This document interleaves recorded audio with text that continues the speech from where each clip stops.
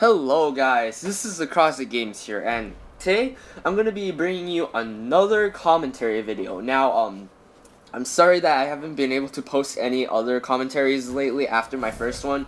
I hope you guys enjoyed that commentary. Please give me feedback on this video. Give it a like, dislike, comment, share it, favorite it, depending on how much you like this commentary. But anyways,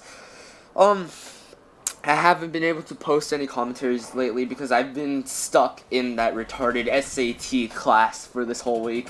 Please check the other video if you want to know about it. But anyways, today I'm still going to be talking about a school subject, but not as recent. I'm going to be talking about my evil math teacher. Now, I was an incoming sophomore. I'm an incoming sophomore right now for the next school year, so I was a freshman last year. We were in Algebra 2 Trig. I was in Algebra 2 Trig Honors last year. Now, I don't know if you know what Algebra 2 Trig Honors is, because I know some schools that do not carry this class.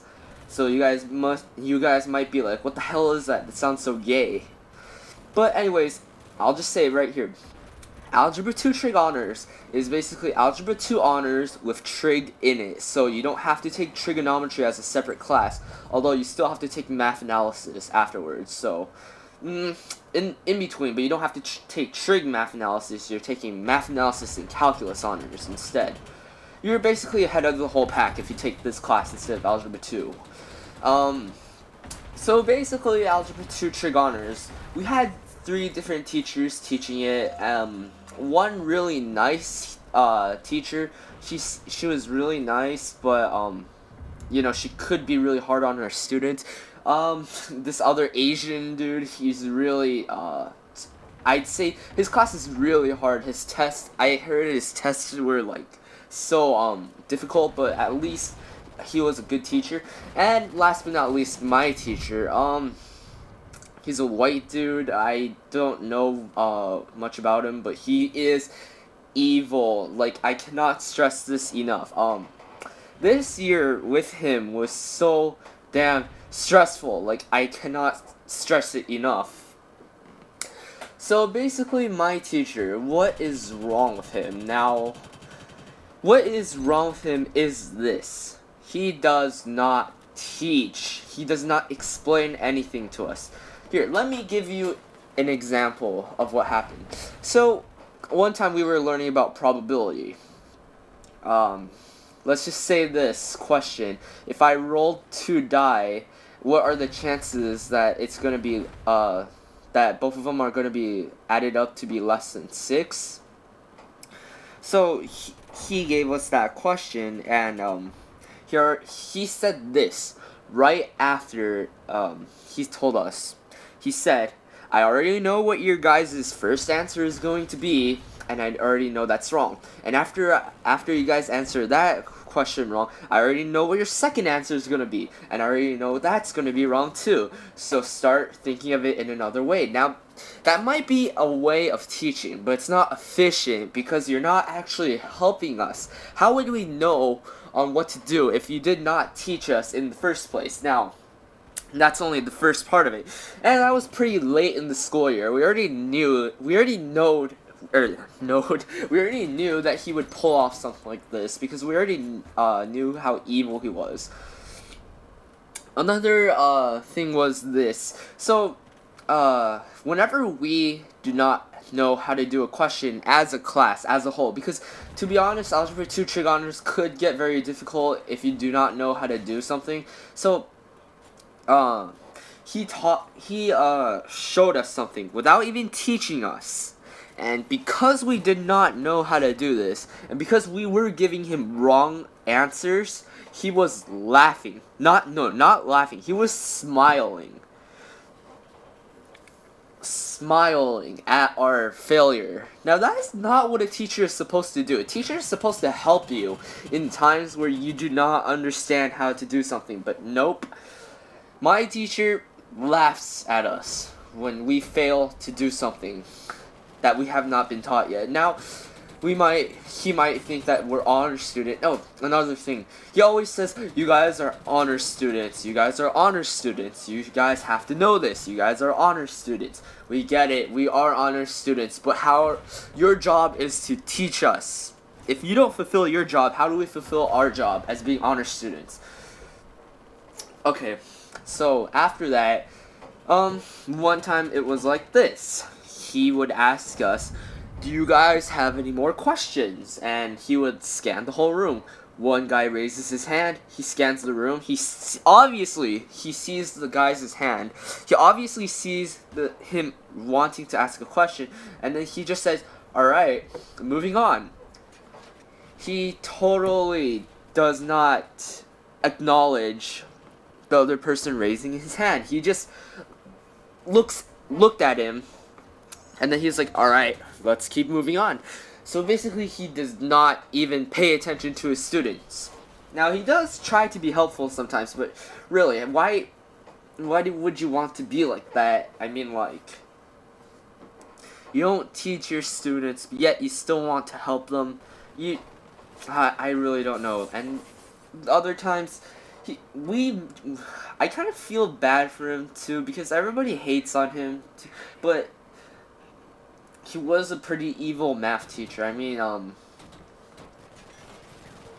I did learn how to conquer his class. I'm gonna teach you guys this right now. If you guys are struggling in math or anything, what you have to do is study your ass off, and you have to really pay attention in class. Now, I'm just gonna give away what my teacher does. I'm gonna let's just call him Mr.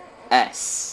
Alright, because I know some people that go to my school watch my videos, so if you happen to get Mr. S, then you could use my tips. Now, what my teacher does is this. He pulls out the hardest questions from our work. Like, when he teaches us, when he rarely teaches us in class, he pulls out questions from the hard ones that we can't get in class, like the one that he laughed at us about, the one that he knows our answers are going to be wrong. So he puts that question on the test thinking that we'll get it wrong again, but I learned how to pass through that by actually studying the question and learning how to do it and finding other variations of the question to do it. Another thing is, my teacher, he is really goddamn lazy. He does not create his own tests. He basically takes questions. Okay, so basically, I have 3 Algebra 2 Trigonometry teachers at my school. So, one of the really nice Algebra 2 Trigonometry teachers, she creates practice tests for her students, and she puts them online on her own website for students to learn. And then, after that, my teacher takes some of the practice test questions from the other teacher and puts it on the actual test instead. So, after the first test, after I literally got 72% on the first test, that is not really that good of a score in my standards, so I really did not want that. I kind of wanted to drop out during the first week, but I learned how to conquer it. So I have this friend. He was a sophomore last year, and he helped me the first time around.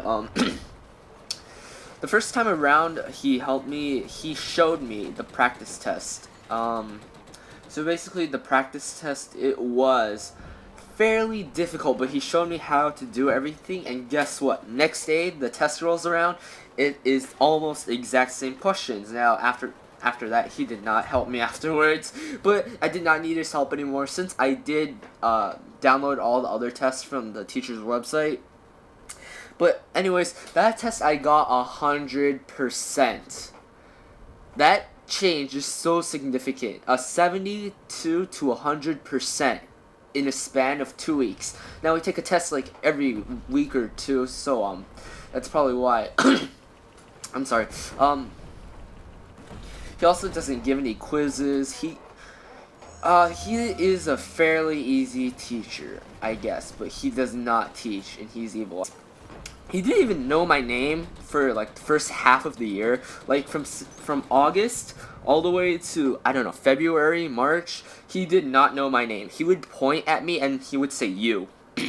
And I think he overheard me. I kept on telling other people in the class, man, he doesn't even know my name, right? So I'm pretty sure he learned my name after that. But how do you not know your own student's name? I mean, how many classes do you have? 5 classes with how many people? 35? 30? I'll just say 30 since it's an easier number to calculate. So you have 150 students. If you learn one student's name, I mean, no, if you learn like a few students' names a day, you should finish by like September or October. Nope, he did not know my name. Point you.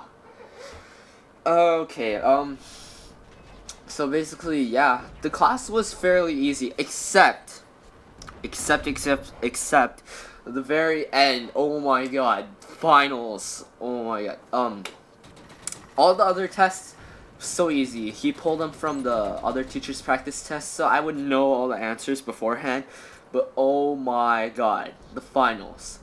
I do not know where the hell he got his questions from, but they were brutal AF.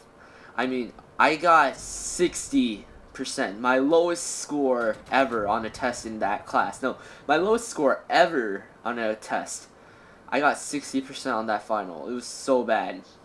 Another time, the second part 2 of the final, I really do not know what I was doing. I just started to give up. I mean, like, so my grade was like 102% throughout the second semester, and my grade tanked from 102 all the way to a 94.9. That is a 7% difference right there in a matter of 1 or 2 weeks. Just to show you how brutal finals can be, so learn from my mistakes. Do not become lazy during finals.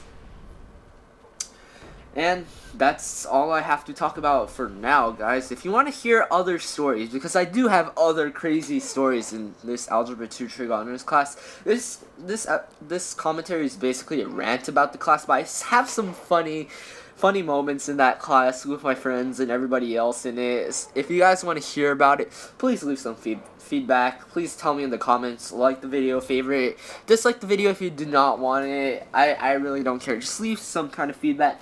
I'm going to try and give at least one commentary a week from now on. So thank you guys for watching, and I hope you guys stick around. This has been the Krozet Games, and I'm out. Peace.